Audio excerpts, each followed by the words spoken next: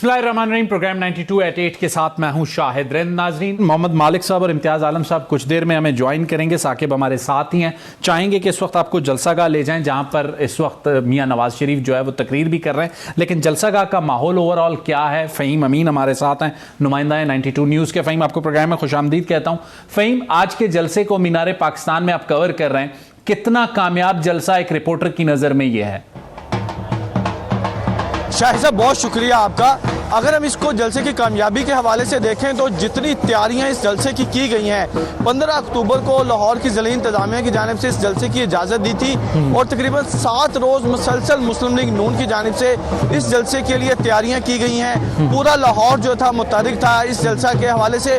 और आज जो हमने जलसे का रंग देखा है, हमें गिलगित बल्तिस्तान से भी लोग यहाँ पर नजर आए हैं, सिंध से भी नजर आए हैं, KPK से भी नजर आए हैं, जनूबी पंजाब से भी नजर आए हैं, वस्ती पंजाब से भी नजर आए हैं। तो अगर हम देखें तो ये जलसा सिर्फ लाहौर का नहीं था, पूरे पाकिस्तान से मुस्लिम लीग नून के जो कारकुनान थे यहाँ पर पहुंचे थे।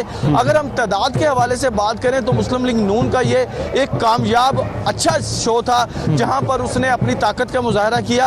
आमतौर पर हमने देखा है कि यहाँ पर हमेशा हमने तहरीक इंसाफ के बड़े बड़े जलसे देखे हैं, लेकिन अगर इनका इस जलसे का मुआवजना उन जलसों से किया जाए तो ये कहना बेजा ना होगा कि मुस्लिम लीग नून ने उन जलसों को टक्कर जरूर दी है।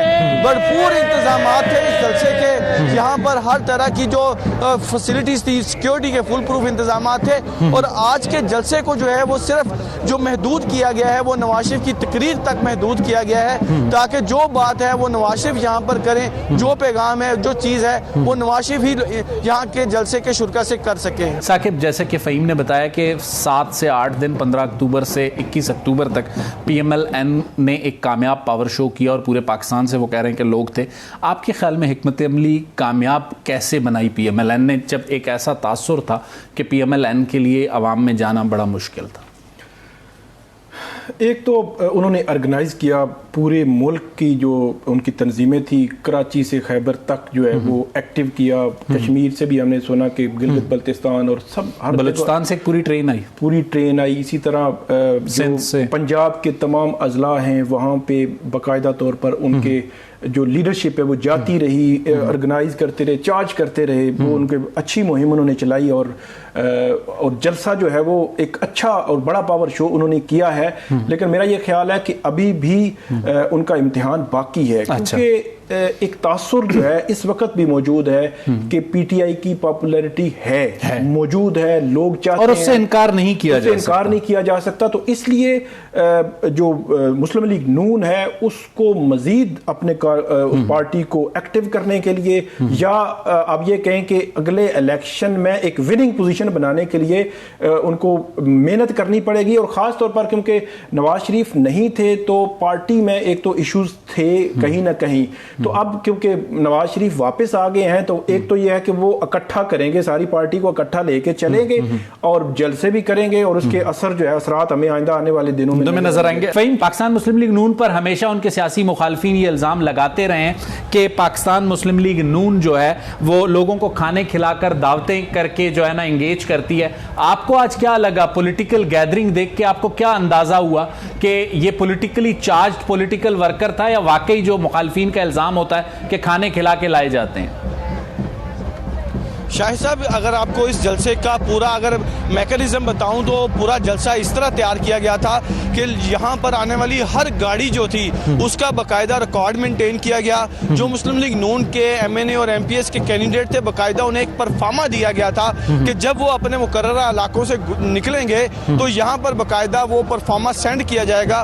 उस परफार्मे के लिहाज से यहाँ पर गाड़ियों की गिनती की जाएगी। लिहाजा जो आप बात कर रहे हैं कि मुस्लिम लीग नून जो है अपने कारकुनों को लाती है, तो इस तरह हम कह सकते हैं कि भरपूर तरीके से लाने का बाकायदा बंदोबस्त किया गया था। और जिस इलाके से गाड़ियां आ रही थी वो प्लान बाकायदा इंतजामिया के साथ शेयर किया गया। और लाहौर में 5 जगह ऐसी थी जहां पर वहां पर पार्किंग का भी बंदोबस्त किया गया। जहां तक जो मुस्लिम लीग नून के जलसों में खाने पीने की बात है तो रात को भी यहाँ पर खाने का भरपूर बंदोबस्त था, बिरयानी थी। और जबकि आज तमाम दिन जो है वक्फे से जो यहाँ पर जलसे के शुरा थे उनके खाने पीने का कुछ बंदोबस्त किया गया। लेकिन सिंध से आए कुछ मुस्लिम लीग नून के कारकुनान ऐसे थे जिनकी जानिब से ये शिकायत की गई कि उन्हें खाने पीने का बिल्कुल भी इंतजाम नहीं था उनका, और वो शिकायत उनकी जायज़ भी थी क्योंकि ये कुछ लोग ऐसे थे जो कल रात को आ गए थे और उनको जो लाए गए थे उनका ये कहा गया था कि उनके लिए तमाम तर इंतजाम होंगे। तो यहाँ पर कुछ लोगों को शिकायत भी थी, लेकिन यहाँ पर जलसे के अच्छा शुरका जो थे इस वक्त जब तकरीर तकरीबन मुकम्मल कर चुके हैं मियां नवाज शरीफ अपनी, आपके ख्याल में जो आज का उनका स्पीच थी, जो भी उन्होंने उस पर इब्तदा जो की बातचीत की, उन्होंने वो तमाम सूरत हाल आवाम के सामने रखी जो उन्हें दरपेश हुई, चाहे उनकी वालदा के इंतकाल के वक्त हो, चाहे उनकी अहलिया कुलसूम नवाज के इंतकाल के वक्त हो। लेकिन आज की तकरीर को आप क्या देखते हैं? वो एक मफाहमत की पॉलिसी थी, मीसा के मफाहमत का ऐलान था या मीसा के मईशत का ऐलान था? अच्छा, इस तकरीर में हमने जो ज़्यादा से ज़्यादा 3 पहलू देखे हैं कि नवाज शरीफ ने सबसे पहले तो अपनी सियासी जद्दोजहद के हवाले से बात की कि किस तरह वो मुल्क को आते हैं, ठीक करने की कोशिश करते हैं, जब थोड़ा सा ठीक होता है तो उन्हें निकाल कर बाहर भिजवा दिया जाता है। इस हवाले से बात एक छोटी सी ब्रेक लेंगे, ब्रेक के बाद दोबारा आएंगे तो आप और साकिब बशीर भी हमारे साथ होंगे और कोशिश करेंगे कि मोहम्मद मालिक साहब और इम्तियाज़ आलम साहब भी हमारे साथ हों। लेते हैं एक छोटी सी ब्रेक।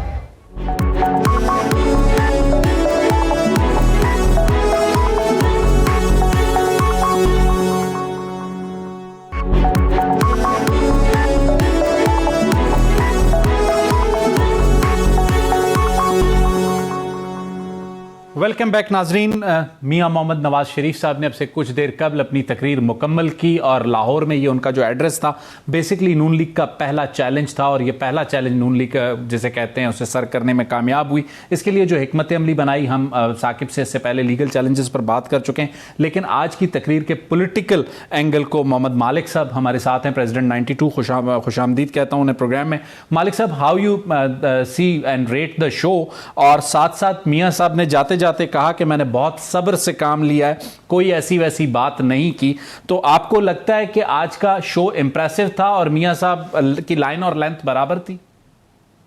मेरा ख्याल है शायद कि उन्होंने बहुत अच्छी तकरीर की है और बड़ी अनलाइक मियां साहब तकरीर की है कि उन्होंने बार बार एम्फसाइज किया कि मैं कोई बदले की या वो वेंजेंस या इंतकाम नहीं है। और लेकिन 2-3 बड़ी इंटरेस्टिंग बातें उन्होंने की जो काफी बड़ी बातें हैं। एक तो उन्होंने ये कहा कि जी इंसाफ के निजाम को ठीक करना और इस्लाहात लाएंगे।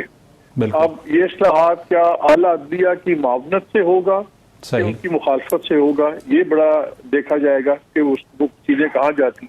सही। फिर उन्होंने अपनी माजी का बताया कि जो हमारे साथ हुआ और जिस तरह तरक्की की राह रोकी गई बार बार, और फिर उन्होंने पूरा एक हिस्ट्री बनाई कि जी हमें तरक्की की सजा मिली। सही। और जाहिर है उनका इशारा की तरफ ही था, वो उन्होंने निकाला उनको। उन्होंने कहा क्यों बार बार, और फिर उन्होंने कहा कि ये चीज का भी अब हमें लॉन्ग टर्म सोल्यूशन निकालना होगा कि ये चीजें बस अब खत्म हो जाएं। सही। अब उन्होंने नाम नहीं लिया, लेकिन ये 2 ही बड़े पॉइंट्स ऑफ कॉन्फ्लिक्ट हो रहे हैं हमेशा मियां साहब के, और वो रहा है अदलिया और दूसरा रहा है। उन दोनों पे उन्होंने क्लियर किया है कि उनकी पॉलिसी अब भी वही है। उन्होंने कहा मेरा जज्बा ठंडा नहीं हुआ, मैं बिल्कुल नहीं बदला, मैं बड़ा सब्र से हुआ। फिर उन्होंने शेर पढ़ के उसकी तशरीह भी की कि यार हमें ना छेड़े, ये ना हो कि अब हम इतने फट जाएं कि सब कुछ बहा के ले जाएं।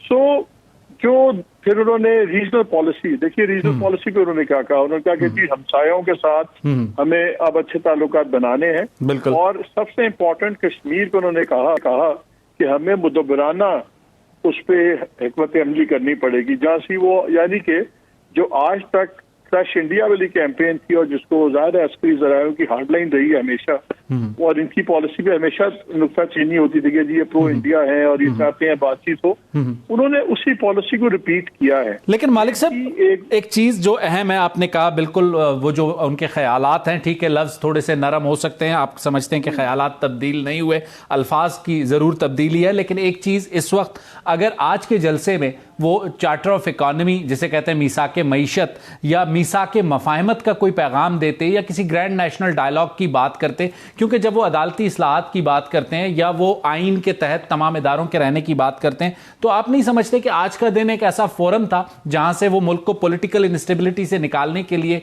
किसी ग्रैंड नेशनल डायलॉग की बात कर सकते थे? मेरा ख्याल है कि वो कुछ देखिए, कुछ मजबूरी भी इस तरह होती है कि अगर आज एक हद से ज्यादा वो बात करते तो लोग शायद ये तासुर लेते कि देखें जी ये तो बिल्कुल ही लंबे पड़ गए हैं और पता नहीं क्या डीले करके आ गए और सब कुछ हो गया।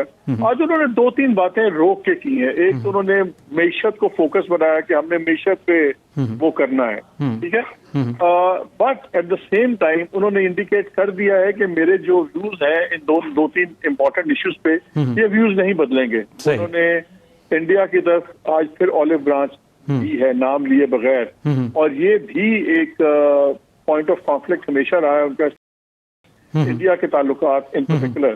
फिर उसमें रेफरेंस दिया गया ईस्ट पाकिस्तान का।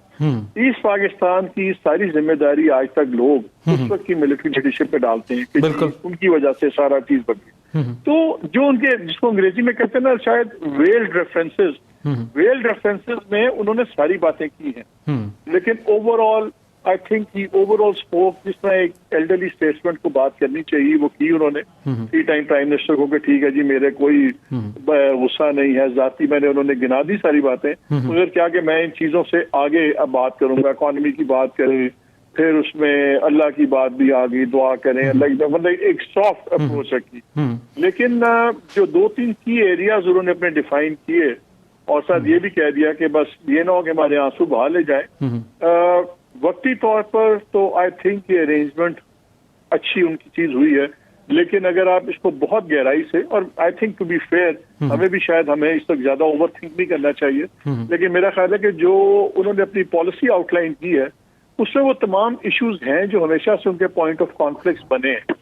मलिक साहब, पॉइंट ऑफ कॉन्फ्लिक्ट्स की आपने बात की, जो सबसे ज्यादा थोड़ी देर पहले साकिब भी हमारे साथ थे, 2 अहम पॉइंट्स हैं जो आपके सामने रखना चाहूंगा और आपकी जो गहरी निगाह उस पर है वो भी जानना चाहूंगा। सबसे पहला पॉइंट, उन्हें अदालत से जो रिलीफ मिला उस पर 2 तरह के आर्ग्यूमेंट्स हैं। पाकिस्तान तहरीक इंसाफ समझती है कि एक्स्ट्रा ऑर्डिनरी रिलीफ है, लाडले जैसा सलूक है। PMLN समझती है कि नहीं जी लीगल था और ये मिल सकता था, रिलीफ मिल गया। लेकिन साकिब भी ये समझते हैं और मेरा भी उनसे साकिब से ये सवाल था कि मंगल वाले दिन अदालत में जब वो अपनी सजा की मअतली और जमानत की दरख्वास्त देते हैं तो लीगल प्रोसीजर के तहत फरीकैन को नोटिस होने और फिर नैब ने अगर वक्त लिया तो मोहम्मद मालिक साहब को ये लगता है कि मियां नवाज शरीफ साहब आज के इंप्रेसिव शो के बाद जेल जाने को तैयार होंगे, चाहे वो चंद दिन की ही क्यों ना हो? देखिए, टू बी वेरी ऑनेस्ट, ज्यादा बड़ा मसला उनका प्रोटेक्टिव बेल का था। जो उनके केसेस की नौयत है इसमें रूटीन में भी मैं ज्यादा सरप्राइज नहीं होऊंगा कि उनका जेल सस्पेंड हो जाए, उनका सेंटेंस जो है। और अगर जेल शायद ऑप्टिक्स के लिए शायद 1 आध दिन, 2 दिन, 4 दिन अगर रहना भी पड़ जाए तो उनको प्रॉब्लम नहीं होगा। लेकिन देखिए, जो एवनफील्ड रेफरेंस था उसमें उनकी पहले भी बेल हो गई थी। वो फिर जब इश्तिहारी हो गए तो उसकी वजह से बेल कैंसिल हो गई। मरियम उसमें से बरी हो गए। मैं वो केस वैसे ही है। असल केस इनका अजीजिया वाला है, ठीक है। उसमें अगर सस्पेंस हो जाता है, सस्पेंड हो जाता है वर्डिक्ट जो रूटीन में हो जाता है, तो वो कोई इतनी बड़ी बात नहीं है। मेरा नहीं ख्याल कि इस वक्त लीगल इशू उनके लिए इस वक्त एक ही है सबसे बड़ा, वो है ताहयात पाबंदी वाला। उसके ऊपर एक सीरियस बहस है कि जी जो टॉप लॉयर्स हैं, जो इंडिपेंडेंट हैं, जो किसी पार्टी व लाइन्स पे बात नहीं करते, वरना तो हमारी कानूनी राय भी पार्टी के मुताबिक आती है ना। उनका ख्याल ये है कि जी ये सुप्रीम कोर्ट का या बेंच, बड़ा बेंच हो, जो 9 मेंबर बेंच हो, वो उस फैसले को बदले, या फिर आईनी तरमीम हो, कानून से वो नहीं हटेगा। मालिक साहब, 1 मिनट के लिए आपको यहाँ रोकूंगा। साकिब हमारे साथ हैं, चाहूंगा आप हमारे साथ ही रहें। साकिब से इस पे इनपुट लेते हैं। साकिब, जो ताहयात नाअहली वाला मामला मालिक साहब उस पर बात कर रहे थे कि वो एक चैलेंज मियां साहब के लिए है, ये तीनों केसेस नहीं है। आपके ख्याल में मालिक साहब जो बात कर रहे हैं इसी तरीके से लीगल सूरत हाल भी है? जी बिल्कुल, ताहयात नाअहली वाला जो मामला है उस पर बिल्कुल जो मुख्तलिफ वकला की मुख्तलिफ राय है, जो इंडिपेंडेंट राय है, वो इस पर बिल्कुल क्वेश्चन कर रहे हैं कि ये एक इशू आ सकता है आगे चलकर।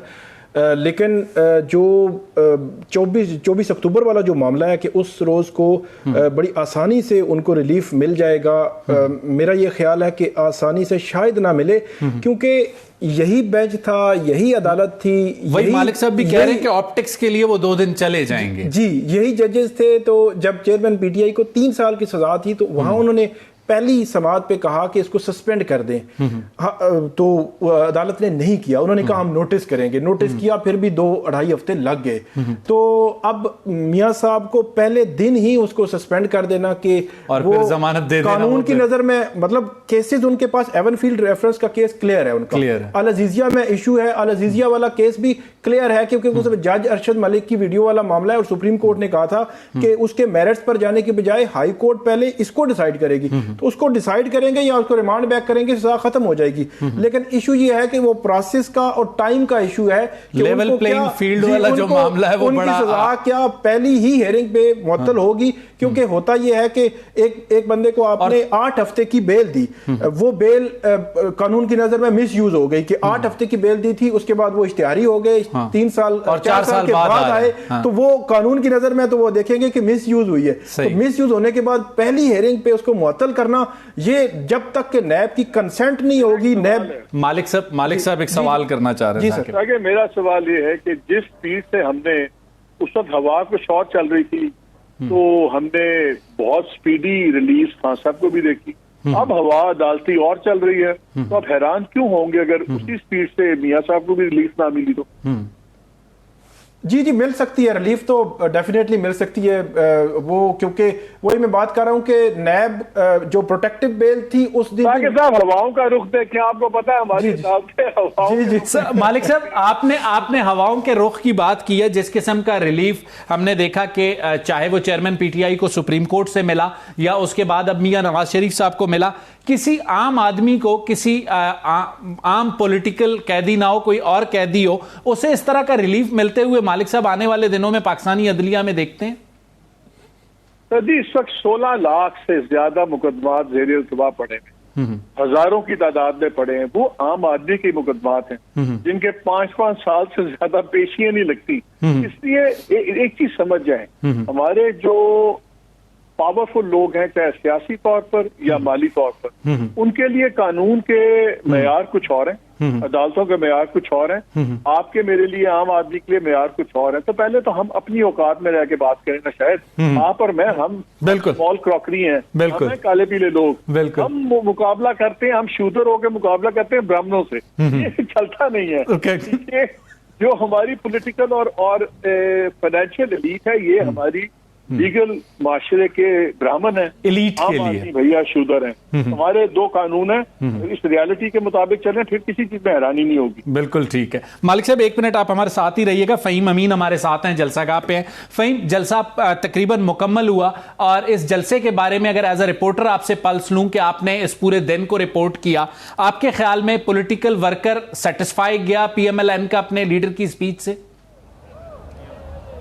बिल्कुल जी, मुस्लिम लीग नून के सरबराह जब नवाज शरीफ ने तकरीर शुरू की तो लोगों को बड़ा बेचैनी से इंतजार था कि वो बात क्या करते हैं। जो उन्होंने बात सामने रखी वही बात जो है पूरा दिन लोगों से हम जब पूछते रहे तो उनकी सबकी शिकायत सिर्फ ये थी कि हमें इस वक्त महंगाई और दीगर मामलात की तरफ सोचना होगा। और उन्होंने इस तवक्कुत का ही इजहार किया कि नवाज शरीफ का जो ट्रैक रिकॉर्ड पहले का है कि उनको शायद उम्मीद है कि अब आखिरी समझ लें कि यहाँ पर कुछ मैशियत में बेहतरी आएगी, कुछ महंगाई के असरात कम होंगे। तो इस हवाले से यहाँ पर मुस्लिम लीग नून के कारकुन थे वो तो यहाँ पर मुतमिन नजर आए, लेकिन साथ जो लोग उन्हें लेकर आए थे MPs और MNAs, उन्होंने अपना यहाँ पर भरपूर ताकत का मुजाहरा किया और जो उन्हें टास्क दिया गया था कि ज्यादा से ज्यादा कारकुनान जो है वो मनारे पाकिस्तान लाए जाएं, तो उन्होंने भी किसी हद तक अपने टास्क को कंप्लीट किया। तो अगर मालिक साहब, जो फ़हीम हमें बता रहे हैं कि PMLN के जो लीडरशिप ने टास्क दिया था अपने लोगों को वो मुकम्मल हुआ। आज के जलसे से पहले पॉलिटिकल पॉपुलैरिटी के मामले पे मैं और आप कोई भी राय देते थे या साकिब थोड़ी देर पहले बात कर रहे थे तो ऐसा लगता था कि PTI के अलावा या उसकी पॉपुलैरिटी के अलावा मुल्क में कुछ नहीं है। आपके ख्याल में आज टेबल जरा टर्न अराउंड की है PMLN ने? देखिए, अभी तो अब इस रेस में सब अकेले वो हैं, जाहिर है जो भी चीज वो करेंगे, अगर आम हालात में अगर दूसरी साइड पे इमरान खान भी जलसे कर रहे हो तो जो चीज 50% नजर आनी थी आज वो 100% नजर आएगी। और आपने एक और उन्होंने आज बारीक काम किया है जो गुड, मैं तो उसको अच्छी पॉलिटिकल मूव समझता हूँ। जो उन्होंने 2 बिल्स के निकाले तो उसकी कट ऑफ डेट उन्होंने इमरान खान की गवर्नमेंट के साथ रखी और उन्होंने बेसिकली 16 महीने से अपने आप को डिस्टेंस किया कि ये 16 माह का इल्जाम ना दें, शहबाज शरीफ को इल्जाम ना दें जो सबसे बड़ा लोगों का मुद्दा पिछले 16 माह का है। उन्होंने वोट डालने की पीछे की कि यार आप उनके आने वाले दिन से पहले देखने के हालात क्या थे। जिसका बिल 1300 था उसका बिल हो गया 15,000, जिसका 700 रुपये था उसका हो गया 8,000। तो ये हमें ना आप गाली निकालें, ये आप इमरान खान की गवर्नमेंट को डालें। अब वो डिस्टेंस उनको फायदा ये होगा क्योंकि 16 माह लोग रिकग्नाइज पहचानते हैं शहबाज शरीफ और उनकी जो कोलिशन गवर्नमेंट थी, उसको महंगाई का जिम्मेदार ठहराते हैं। बयानिए को अपनी गवर्नमेंट से जोड़ रहे हैं ये और अपने आप को डिस्टेंस कर रहे हैं। ये आई थिंक एक अच्छी स्मार्ट पॉलिटिकल मूव थी। मैं वो बताया ना आपको कि 2-3 जो ओवरऑल फील थी वो एक अच्छी पॉजिटिव और फ्रेंडली स्पीच थी जो बड़ा अच्छा था। और उन्होंने पूरा उसको रखा कि नहीं हम ना गाली दें ना सुनेंगे, हम मुदबराना सी एक रखी है। लेकिन जो असल 3 चीजें हैं, judicial reforms, rewriting civilian military contract and India relation, ये वो 3 चीजें हैं जो जब आप डे टू डे गवर्नमेंट में जाएंगे, जिसमें नजर आता है कि कोलिशन गवर्नमेंट बनेगी और जो जमीनी है इस वक्त जो पावर पॉलिटिक्स से हकायक है उसके मुताबिक तो नजर आता है ना कि आए हैं लाए गए हैं कि भी आप चौथी तारीख से बने वज़ीर आज़म। तो वो जब प्रैक्टिकल गवर्नमेंट शुरू होगी तो फिर इन 3 फ्रंट्स पे अगर चीजें बढ़ेंगी तो उनमें कॉन्फ्लिक्ट का मिजाज पूरा अभी तक है। और उन्होंने इस चीज को स्ट्रेस किया है कि मैंने आज बड़े सब्र से बात की है, मैंने कोई ऐसी बात नहीं की कि जिससे कोई कॉन्फ्लिक्ट हो, मगर उन्होंने ये नहीं कहा कि मेरा बिलीफ चेंज हुआ है या मेरा व्यू पॉइंट चेंज हुआ है। तो मैं अभी बात नहीं कर रहा। तो वो जब आप गवर्नमेंट बनती है तो फिर यही इश्यूज वही इश्यूज हैं। मालिक साहब I don't want to put my words in your mouth, मैं अपने जुमले नहीं चाहता, लेकिन आपकी बात से मुझे ऐसा तासुर मिल रहा है कि मियां साहब ने आज फिर ये बताया है कि माजी अब तक मेरे जहन में है और इस वक्त मैं चूंकि खामोश हूं, लेकिन ये चैलेंज आप कह रहे हैं इलेक्शन तक नहीं, लेकिन इलेक्शन के बाद एक बार फिर मियां साहब के सामने आएगा। सर उन्होंने कहा है कि मुझे शेर मुखालिफ का पढ़ के भैया अब हमें उतना तंग ना कीजिएगा। वहां तो उन्होंने कहा ना कि हमारे यश कितने बहेंगे कि सब कुछ बहा के ले जाएंगे, लेकिन उनका मतलब यही था कि आज मैं रिस्ट्रेंट शो कर रहा हूँ, लेकिन now you have to other side will have to restraint also, और अब हमारे साथ मिलके आपको चलना पड़ेगा, वरना ये ट्रूस टेम्पररी ट्रूस है और ये वक्ती तौर पर एक ये सुलह हुदैबिया कह लें आप ये शायद, लेकिन लॉन्ग टर्म अभी वो चीजें अंडर द सरफेस है। लेकिन हैविंग सेड दैट मेरा ख्याल है कि आज की ओवरऑल स्पीच अच्छा है, पॉजिटिव रही है और इसमें कॉन्फ्लिक्ट्स नहीं थे। लेकिन मैं हैरान हुआ उन्होंने किसी की बात नहीं की, किसी एलआई की बात नहीं की, उन्होंने किसी पीपल्स पार्टी की बात नहीं की, जेयूआई की बात नहीं की, किसी की नहीं की जो इनके साथ थे। इलेक्शन अपनी जगह पे है, लेकिन होता है ना बंदा बात करता है कि हमने एलआई मुश्किल वक्त साथ निकाला हो।